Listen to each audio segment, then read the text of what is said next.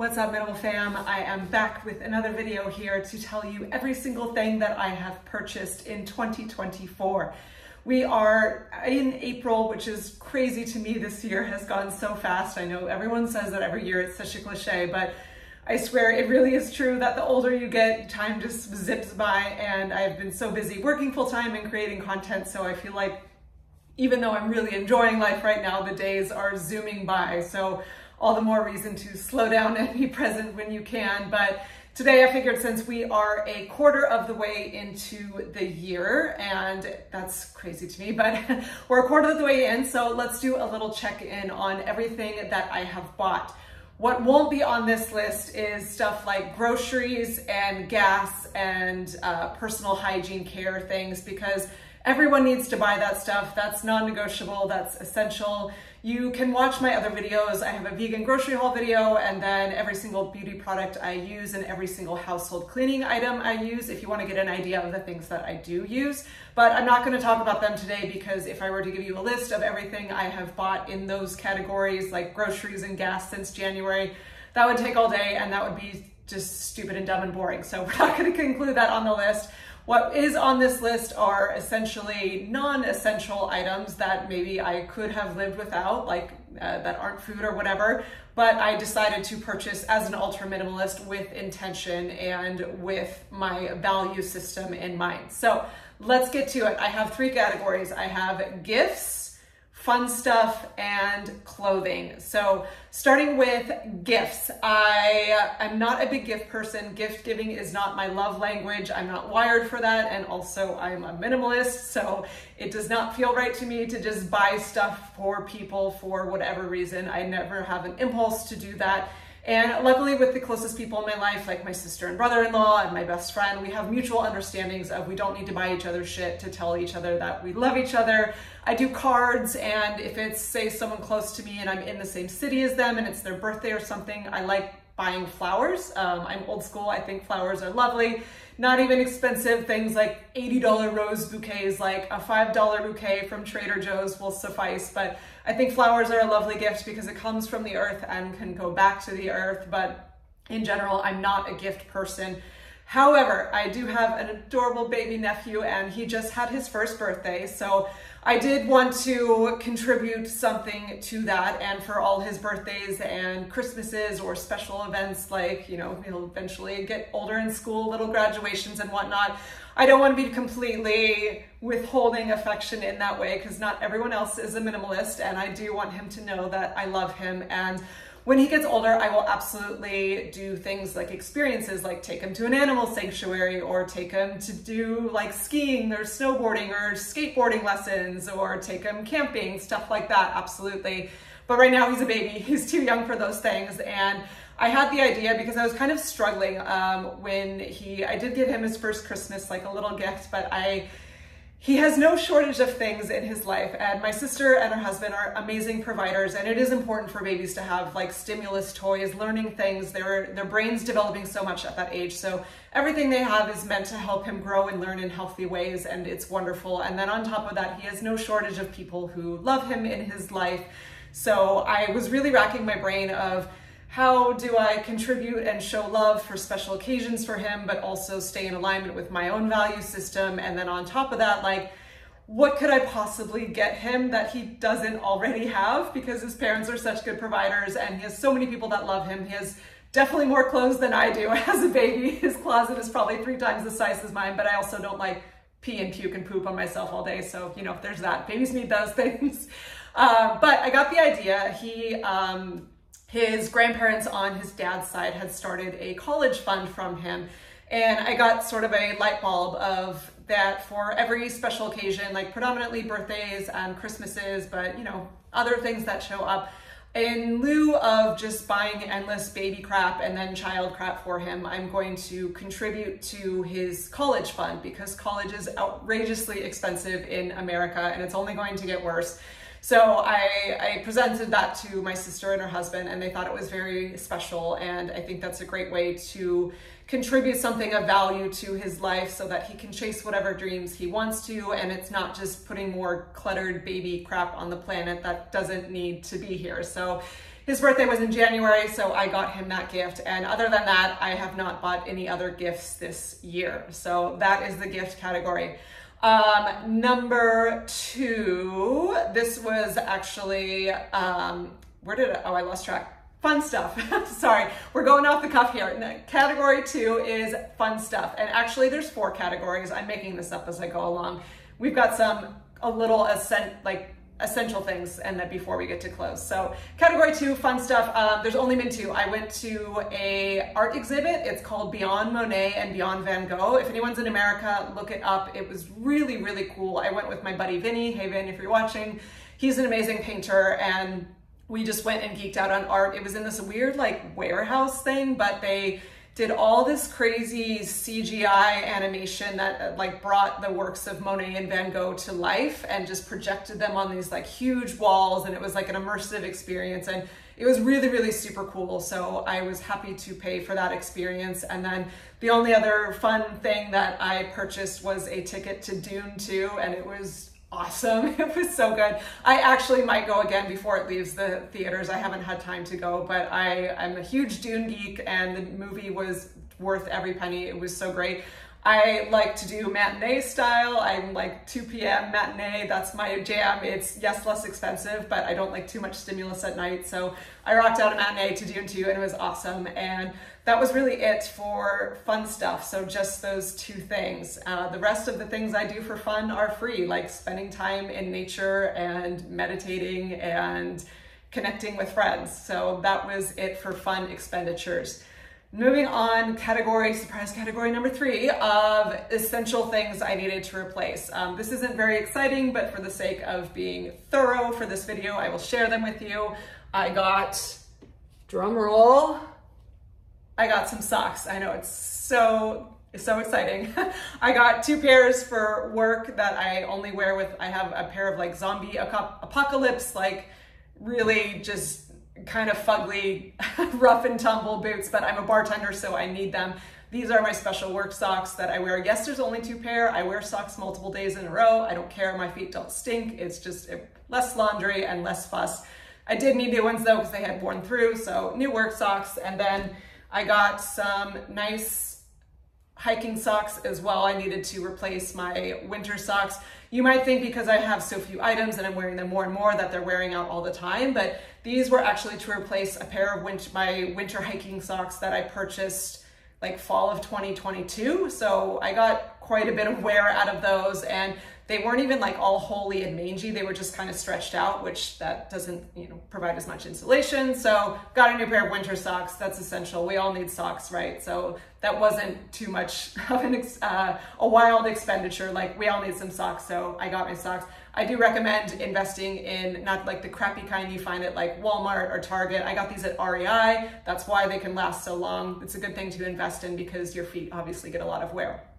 Last little essential thing I bought, again, not very exciting, but this is a travel case for my soap. I've mentioned before, I only use 1 bar of soap for my face and my body and my hair. It's a coconut oil soap. It's amazing. You can check out my beauty care or hair care routine videos if you want more info on that. But for all the trips I've been taking, because I only wash my hair once a week, I haven't been traveling with it. But I thought it would be better to avoid using like those crappy hotel soaps that often come in wasteful single-use plastic bottles or just have a bunch of chemicals. So I got this so I can travel with my own soap and just use that. So still, I would call that pretty essential. Okay, moving on to the fun stuff, clothes. I had set the intention this year to have a no-buy year, meaning I did not want to purchase any new non-essential things into my life because I felt like I had everything I need.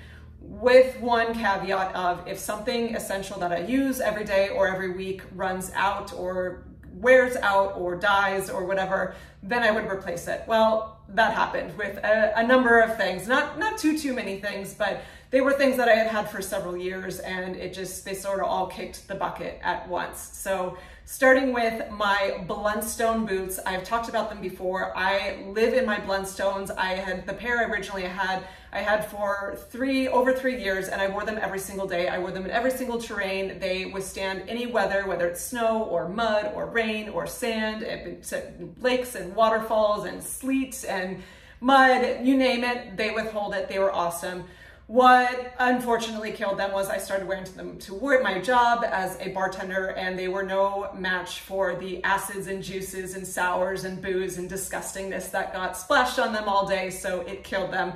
So I did get a new pair of beautiful Blundstone boots, and yes, they're an investment, but I will absolutely spend money on quality footwear because shoes, more than anything, get through the most wear and tear just by nature of we are human beings that walk on our feet for the most part. So I will not be wearing these to work as a bartender, and I'm hoping to get at least 5 years out of them. I think maybe even more. We'll see, put that to the test, but I wear them every single day. I don't wear running shoes. I dress them up, I dress them down. I go on walks and hikes in them. They're incredibly comfortable. I have no pain in my feet from them. So I was happy to reinvest in those, and I will be taking good care of them.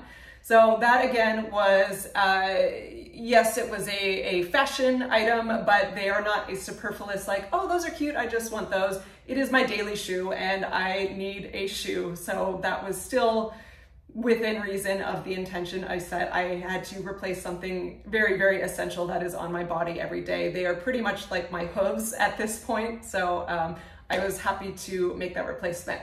Next, going on similarly, I've said I don't carry a purse. I used to have just this little green, pretty embroidered clutch, and I had that for, I think, 4 years, but the zipper broke and I took it to a repair shop, and it was gonna cost like a really dumb amount of money, more than the thing actually cost to take out all the stitching and replace the zipper.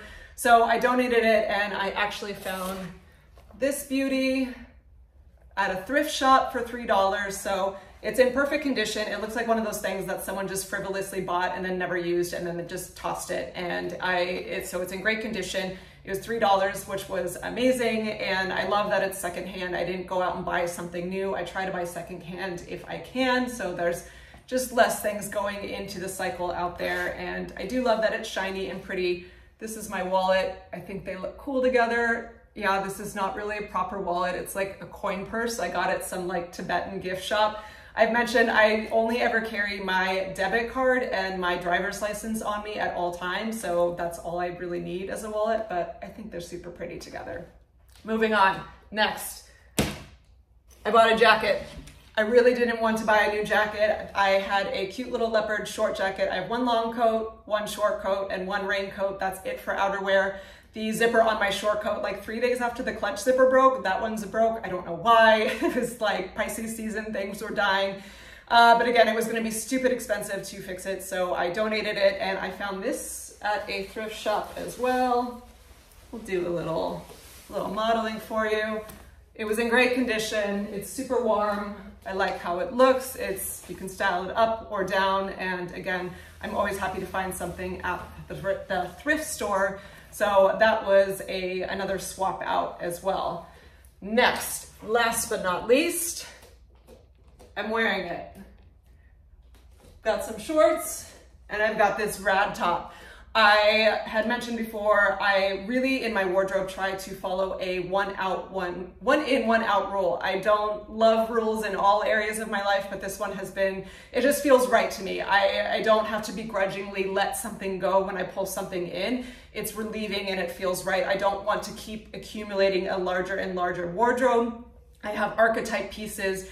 These shorts are in place of these mangy things. They have turned into a potato sack on my body. I got 5 years out of them, which is pretty good considering they're like my one workout short. And they look basically almost exactly the same style. High-waisted, little biker shorts. You can put them down if it's a little hotter out. But they fit great, the material's nice, and they do what I want them to do. And then this shirt, I actually did break a rule for. I've mentioned before, I don't do impulse purchases, but I was at the store and I found this, and there are occasions when because I know my style so well at this point, and it is a company I've purchased from before and I know their products are super high quality, I put it on and it's a very deep knowing of, yes, this is absolutely something that's my style, that fits right, that feels right, that will last, that's high quality, and that I'm gonna wear every single week. And it's got thumb holes. Like, who doesn't love thumb holes? It's super stretchy, it fits nice, it feels nice. It's got like, I don't know, matrix vibes to it. It's just totally my jam, so I was super happy. And I actually did do a one in, one out with it because I had this. You may have seen this in my wardrobe tour. It was a great piece, but when I saw it on camera after I filmed it, I was like, ooh, that's mangy. She looks tired. And first of all, it's see-through, and I hate wearing bras. I have one bralette and one sports bra. My bralette gets worn for work only, so I can be professional and to like hold the girls in when I'm shaking drinks as a bartender. But on a day-to-day basis, I hate bras, and this was see-through and baggy, and so it just didn't look so cute. It wasn't very supportive, and it was, again, too see-through, not PG friendly. So I am letting this one go. I got, I think, 4 years out of this. It had a good run, but it was time to get something updated that is high quality. And speaking of high quality, I do have to give a shout out this little outfit that I'm wearing. It is from a company called Ethos. I am not sponsored. I think they are just an absolutely awesome company. If you've seen me wear, I have like a little mock teal. Some people thought it was blue. It was a great online debate for like 2 seconds. It's a teal like mock turtleneck crop top thing. I have had that top for over 3 years. I wear it every single week for the most part, except for really hot months in the summertime. I've washed it a million times. It has not lost its shape. It has no pilling, no bagging, no stretchy, whatever. It's in amazing condition. And it is way, way, way more affordable than Lululemon. So this company is called Ethos. It's a local company here in San Diego. And I actually just chatted with the owner. He's a dashing gentleman from England. His name is Will. And they make really cool designs, really pretty colors. They fit great. The quality is amazing. And it's way less expensive than Lululemon. And I'm not hating on Lulu. I have their leggings, but their stuff is really, really expensive. And I don't believe in buying cheapy things like from Forever 21 that's gonna die after one season of wear, but this is a really great middle ground of it's incredible quality, it lasts, it fits has that cool like workout aesthetic. If you live in Southern California, all we wear is workout clothes really, even though we're not going to the gym. But it's my vibe and I like it. And I'm always happy to support a local company that's doing great things. I will put a link to their website in the description if you want to check out their stuff. It's all predominantly like athleisure type stuff, yoga stuff, leisure wear, leggings, crop tops like this, sports bras. Again, really hardy, that's probably not the best word, really well constructed and durable materials that are going to last and give you high quality and be very flattering on your shape and have very pretty colors, but not break the bank the same way Lululemon or Aloe is another store. I don't know if that's how you say it, Aloe. I never shop with them. I don't really vibe with them, but this is a much better price point, but still having, I think, even better quality. So shout out to Ethos for the new fit. We'll give one more little spin. And that's it. Okay, so that is everything I have bought so far in 2024. Even though I set the intention of a no-buy year, I'm still technically kind of in alignment with that because everything that I purchased here was a direct replacement for something that I use every single day, if not every single week. And there are products that I essentially needed. So I still feel good about where I am. There hasn't been one thing that I've bought just for the hell of it. So yeah, that's where we are so far in 2024. Let me know if you think this is a lot of stuff or not a lot of stuff, or you think I no longer qualify as a minimalist, or if you think, oh my goodness, how have you not bought more than that? I'd love to know. We all have different spectrums out there. So let's hang out in the comments and let me know if you are ever interested in trying a no-buy yourself. Okay, that's it for today. Thanks for watching, and I'll see you in the next one. Bye.